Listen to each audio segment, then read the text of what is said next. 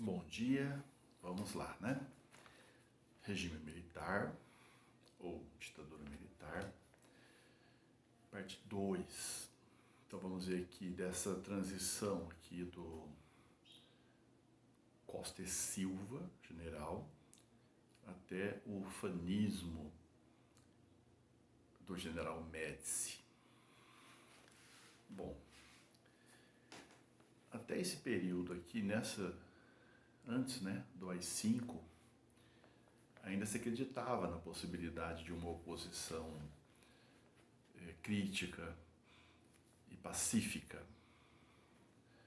Tínhamos o parlamento, mesmo que já falamos que totalmente limitado, cassações e tudo mais, mas alguns ainda acreditavam nisso. E quem estava lá merece até o parabéns, né?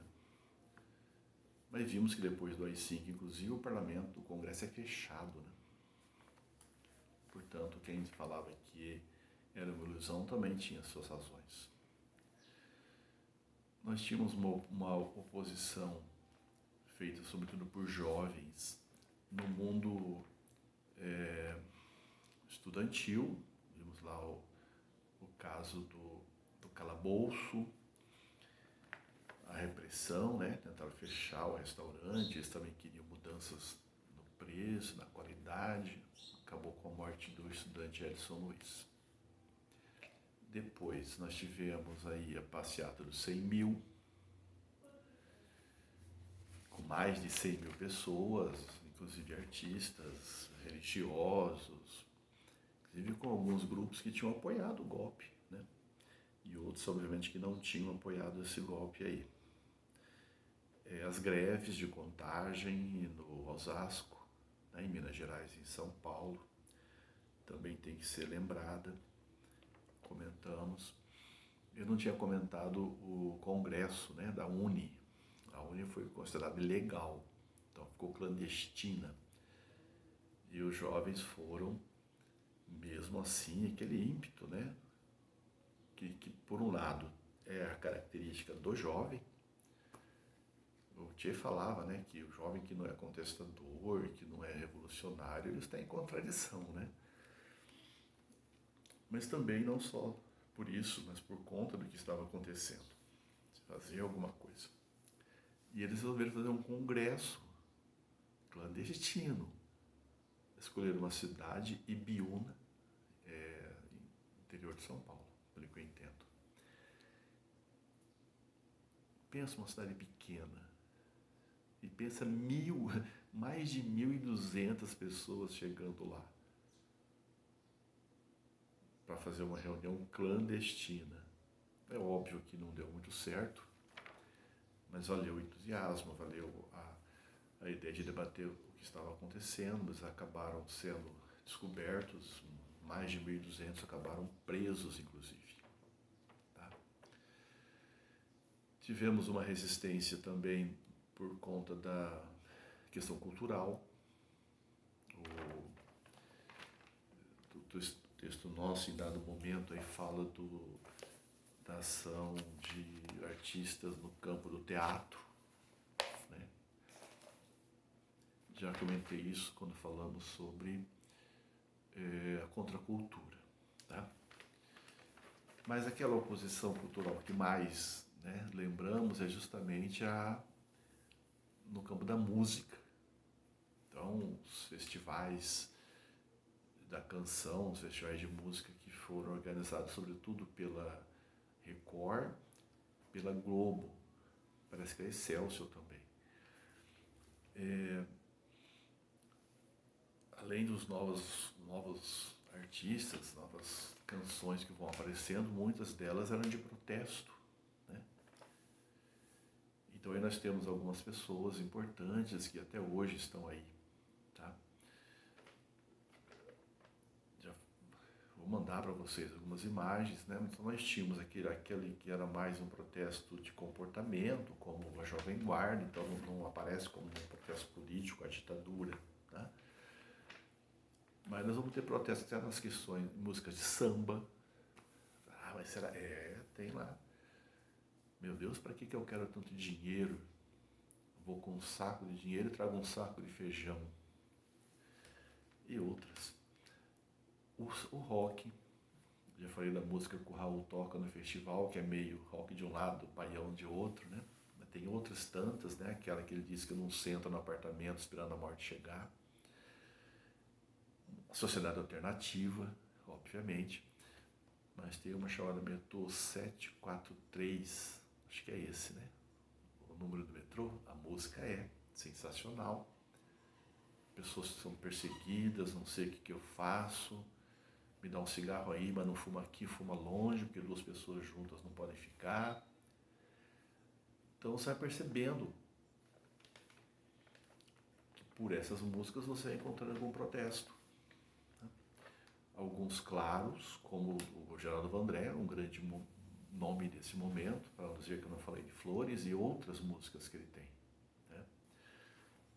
Que também são de contestação. Essa virou um hino.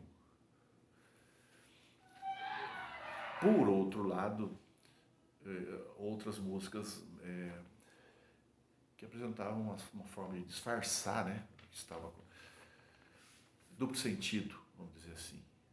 Um dos gênios disso era o Chico Buarque de Holanda, né? Apesar de Você, uma música que virou também, foi permitida, depois foi, aí perceberam o que era, tiraram. Vai Passar, Cálice, tantas outras. Até hoje, inclusive, ele se mostra altamente crítico no mundo da política e eficiente da arte, né? Estava além de música, letra, também escritor. O Gilberto Gil e o Caetano Veloso, já falamos que eles aparecem com uma forma diferente, musicalmente falando, aí a tropicália ou o tropicalismo, não são entendidos nem para a direita nem para a esquerda, porque eles criticam inclusive o cotidiano, inclusive a posição de alguns grupos de esquerda muito tradicional na posição deles, não conseguem entender. Música tropicália, sem documento, acabam sendo presos, inclusive. Raul também foi preso. Acabam sendo presos, exilados. Então se tem essa... E outros tantos, tá? Alguns eu vou mostrar, passar para vocês aí no vídeo. E outros é só procurar que acha até com facilidade. Inclusive as imagens dos festivais estão aí. Só que essas músicas dos festivais, sobretudo 67 e 68, né? Mas essas músicas que vão aparecendo de contestação, elas vão direto, né? Elas vão até o processo de abertura. O Gil tem uma música muito legal, que é uma versão, né, de uma música Não Chores Mais, você tem que ouvir, né? Pessoas sumindo aqui e ali. O Chico tem músicas aí, né, nesse período. O Bêbado Equilibrista, que acabou sendo, junto com a música do Gil, lemas da abertura, que foram hinos, né, da abertura, caiu aqui. E que também vamos, de alguma forma, mostrar para vocês. Então veja, tem isso aí. E tinha outros jovens que perceberam que isso, ou consideravam que era ainda suficiente, não iria mudar. E começaram a organizar grupos clandestinos que falavam em luta armada, né? Que já começa aqui, ó, em 67, 68. Mas esse movimento armado vai ser forte, vai se destacar nos anos 70. Justamente por conta do AI-5, onde acabou a energia, onde as diferentes oposições mais brandas, vamos dizer assim, pacíficas e tal, elas acabam tendo quase nenhum efeito, por causa da censura e por causa da repressão. Então nós temos aí o Costa e Silva, que vai decretar esse AI-5. O AI-5 vai fechar, como já vimos, né? Vai fechar o legislativo, vai suspender os direitos civis, suspender direitos constitucionais, como se fala, direitos políticos, intervenção federal nos estados, estádio de sítio, sem que seja necessária a autorização do Congresso, suspende habeas corpus, Então, aquilo que nós falamos, para alguns o golpe dentro do golpe, aqui que começa mesmo a ditadura, outros já falam que começou desde o início, mas o que importa é que é um marco. Tá? Consta, inclusive, que o próprio Costa e Silva considerou depois um exagero e teria tentado mudar, né? Tornando mais brando aí. Bom, acabou, se foi por aí, não foi. Ou seja, ele ficou doente, teve um derrame cerebral e acabou morrendo. Então, nesse processo dele ficar doente e morrer, já deveria subir o vice. Agora, por que o vice não subiu? O que ele não tinha? Né? Ou o que ele pretendia? Bom, o que ele pretendia? Dizem que era o Pedro Aleixo. Acredita-se que ele tinha a mesma visão de que o AI-5 foi um exagero e que provavelmente iria tentar abrandá-lo. De qualquer forma, o que ele não tinha ou não era? Não tinha farda, ele não era militar.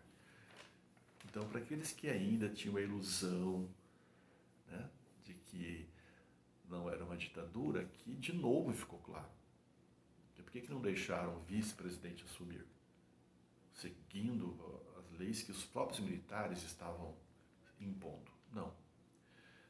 A linha dura, ela impediu a posse do vice, Pedro Aleixo, o presidente acabou morrendo, ficou uma junta militar. E aí vai escolher o outro presidente. Então não tinha chance mesmo de ser o civil. O presidente que vai ser escolhido vai ser o presidente Médici, Emílio Garrastazu Médici. Para alguns, o pior de todos eles, ou pelo menos no período dele, foi o que mais mortes aconteceu, perseguição e etc. Tá? Bom, alguns consideram que o Médici deve estar... Não.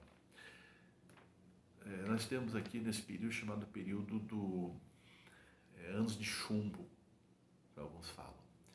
E outros falam que é o período do terrorismo. Então nós temos o terrorismo da sociedade contra a oposição, porque muito da tortura, das perseguições eram feitas sob, como se fosse fora da lei, né? Como se o governo não soubesse. O terrorismo do Estado contra a sociedade, impondo a ditadura e tudo mais, e o terrorismo da oposição contra o Estado, porque essa oposição, parte dessa oposição vai aderir então à luta armada. Vão estar motivados pelo que aconteceu na China, lá, as guerrilhas de Mao Tse Tung, mais recentemente pelo que tinha acontecido em Cuba. Fidel, Che vão ser símbolos, né, de que é possível a mudança a partir de pequenos grupos. E isso motiva. E por outro lado, da impossibilidade de você fazer outro tipo de ação. Quer dizer, para eles, fora isso, não tinham o que fazer, porque tudo era proibido, censurado, então você tinha que calar. E esse grupo não vai fazer isso. Tá? Esse terrorismo de Estado contra a população de um modo geral são aqueles que chamam de aparelhos repressivos. Né? Nosso texto cita aqui alguns deles: o DOPS, Departamento de Ordem Política e Social, o DOI-CODE, Departamento de Operações e Informações, Centro de Operações de Defesa Interna, a OBAN, Operação Bandeirante, e outros grupos, aí, os grupos de caça, né, os comunistas, CCC, Comando de Caça aos Comunistas, que não era só lá na capital que acontecia, isso também aconteceu em outros lugares, como no interior. Não é correto achar que só quem desapareceu, foi morto, preso, eram os estudantes lá de São Paulo, isso não é correto. É claro que no interior foi um pouco diferente, muita gente alienada e tal, mas também muita gente que conhecia e sabia o que estava acontecendo. E também o quartel tem tudo quanto é lugar aí, não é só na capital. Então tivemos esses caçadores de comunistas espalhados pelo Brasil como um todo. Dos movimentos de guerrilha, de tal, porque essa luta armada acaba virando guerrilha, eram vários grupos. Mas por serem vários, parece que são muitos. Não, são vários grupos com poucos elementos desses grupos, clandestinos. Alguns vão dizer que eram ingênuos, acho que não eram ingênuos, né? Eles fizeram uma análise que até posso entender eu, hoje, que não foi a correta. Quer dizer, a música do Vandré deixa isso, né? Quem sabe faz a hora, não espera acontecer. Mas tem que fazer a hora com as condições que você tem. E as condições que tínhamos naquela época eram muito difíceis. Quer dizer, como é que você vai enfrentar Cuba? Tudo bem, é um país, tá, uma ilha. Olha o tamanho do Brasil. Então, acreditar que seria possível, só mesmo esse fervor aí revolucionário, um certo romantismo e tudo mais. Tá? Então você tem aí, teve grupos organizados e guerrilhas em Minas Gerais, conhecida como a região Caparaó, em São Paulo, no Vale do Ribeira, inclusive aqui esteve o Carlos Lamarck, né? No Pará, na região do Araguaia. Ela foi descoberta em 72 e foi aniquilada em 75. São vários os grupos, como eu falei. Um deles, muito conhecido, é o MR8, Movimento Revolucionário 8 de Outubro, em homenagem aqui a Ernesto Guevara. Aliança Nacional Libertadora, se não me engano é essa que a presidenta Dilma participou, né? A Ação Popular, Grupo Val Palmares e etc. Tá? Uma guerrilha mais rural, então eles iam para tal área, como no Araguaia, se infiltravam ali, se preparavam militarmente, mas também conversavam com a população, oferecia a eles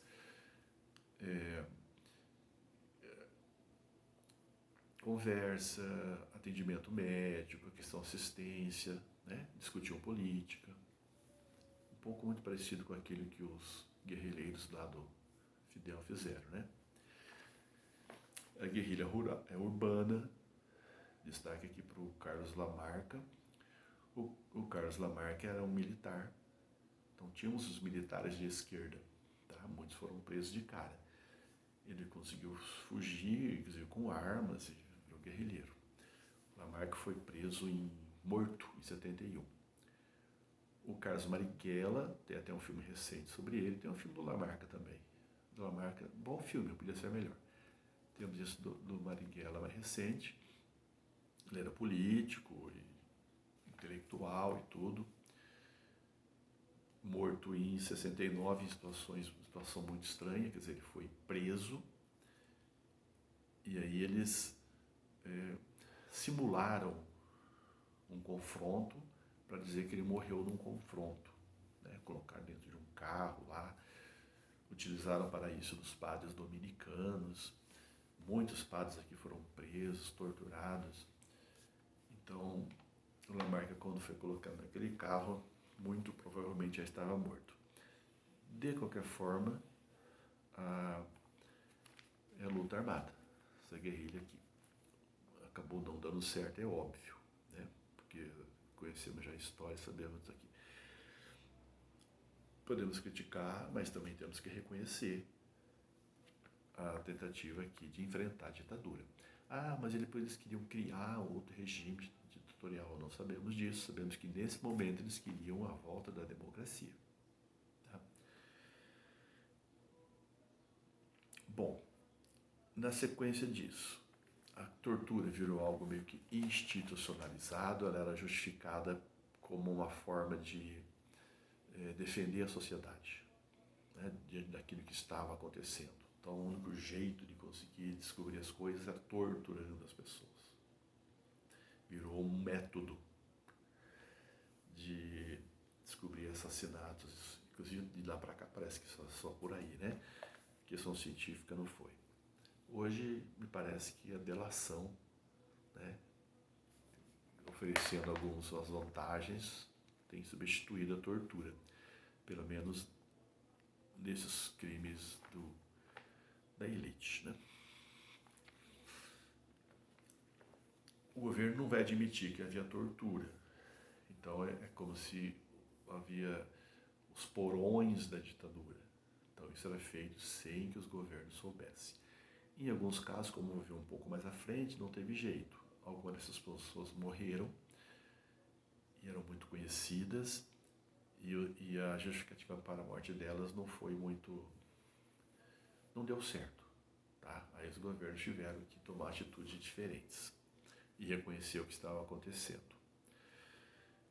Tudo isso é feito em nome da doutrina, né, de segurança nacional, que cria aquela figura do inimigo interno. Então estamos em estado de guerra, porque o inimigo não está lá longe, não está fora, o inimigo está aqui. Tentou-se matar muita gente, tá? Explodir bomba em comícios, em festas populares, dizendo que isso era coisa da esquerda. Vamos ver isso na aula que vem também. Bom, o que mais que temos que lembrar aqui? Nesse período do Médici, que aconteceu tudo isso, do outro lado tínhamos a economia, e a economia, ela, vamos dizer, deu certo. Foi o milagre econômico. Teremos uma aula só sobre isso daí. Mas só para adiantar, o PIB cresceu, a economia estava razoavelmente bem. O povo ainda não. Tá? O resultado não chegou lá para o povo de um modo geral. Eles diziam que era para esperar o bolo crescer para depois repartir. Mas o governo aproveitou desse momento para fazer campanhas nacionalistas, aproveitando inclusive vitórias que o Brasil teve no automobilismo e sobretudo no mundo do futebol. O Brasil foi tricampeão do mundo no México em 1970. E aí teve aquela ideia, a taça do mundo é nossa, né? Então essa campanha, esse tipo de ação, de propaganda, né, é chamada de ufanismo. Então você esquece das outras coisas todas e pensa só nesse fervor nacionalista aí. Então tem aquelas frases que alguns estão fáceis de entender no texto. Brasil, ame-o ou deixe-o. Ou seja, se você não está satisfeito com o Brasil, vai embora. Você não tem que ficar aqui. Olha, se fosse assim na vida real, hein? Você não muda, você não luta para aquilo que você deseja, você não se adapta, não. Não, ou deixa. Esse é um país que vai para frente. Vamos falar, pois é. E outras que vão sendo divulgadas. Então, era um tipo de um adesivo, você colocava lá no carro, colocava na porta da casa. Os jovens cantavam, né, nas escolas. Então, o ufanismo está aí. E é isso. Temos duas questões aqui e temos duas